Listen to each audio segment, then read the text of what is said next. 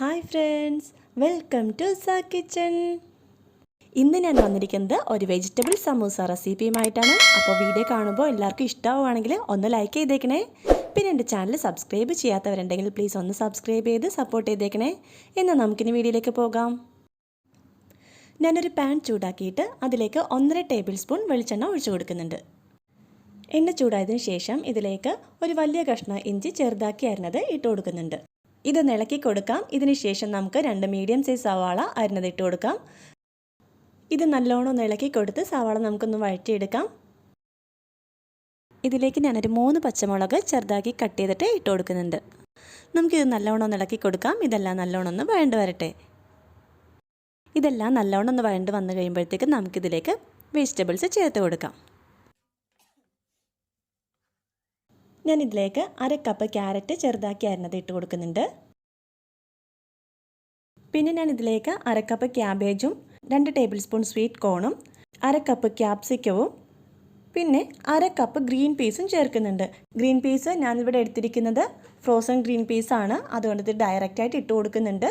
നിങ്ങളുടെ കയ്യിൽ dried green പീസാണ് ഉള്ളതെങ്കിൽ അതൊന്ന് വേവിച്ചിട്ട് വേണം ഇട്ട് കൊടുക്കാനായിട്ട്.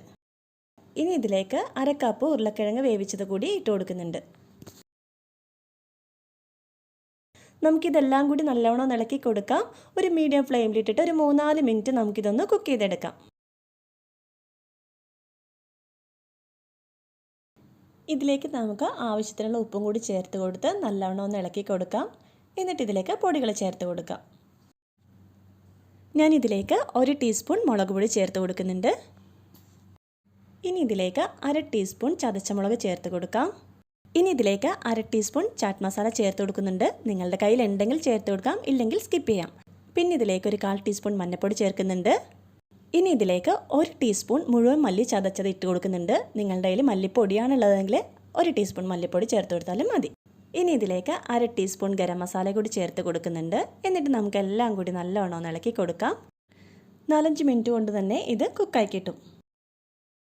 നമ്മുടെ സമൂസ ഷീറ്റ് ഒട്ടിക്കാൻ വേണ്ടിയിട്ട് ഞാനിവിടെ 2 ടേബിൾ സ്പൂൺ മൈദ എടുത്തിട്ട് അതിലേക്ക് ആവശ്യത്തിനുള്ള വെള്ളം ഒഴിച്ച് ഒരു തിക്ക് പേസ്റ്റ് ആക്കിയിട്ട് എടുത്തിട്ടുണ്ട്.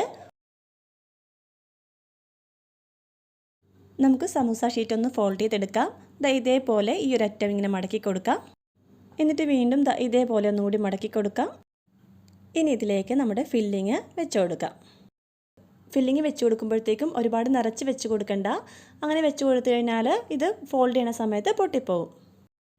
എന്നിട്ട് ഇതിങ്ങനെ ഒന്നും കൂടി ഫോൾഡ് ചെയ്യാം.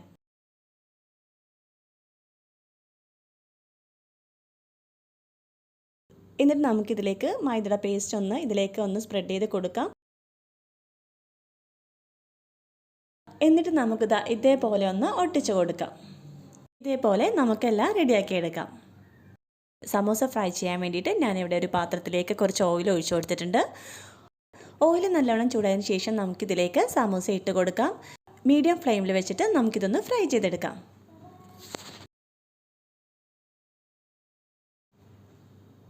ഇത് നമുക്ക് തിരിച്ചും മറിച്ചൊക്കെ ഇട്ടിട്ടൊന്ന് ഫ്രൈ ചെയ്തെടുക്കാം. ഇതൊരു ഗോൾഡൻ കളർ ആകുമ്പോഴത്തേക്കും നമുക്ക് എണ്ണയിൽ നിന്നും കോരി മാറ്റാം. ഇതേപോലെ എല്ലാ സമോസയും നമുക്ക് ഫ്രൈ ചെയ്തെടുക്കാം. അപ്പോൾ വീഡിയോ ഇഷ്ടമായാൽ എല്ലാവരും ഒന്ന് ലൈക്ക് ചെയ്തേക്കണേ. ഇനി അടുത്ത വീഡിയോ ആയിട്ട് വരാം. Till then bye.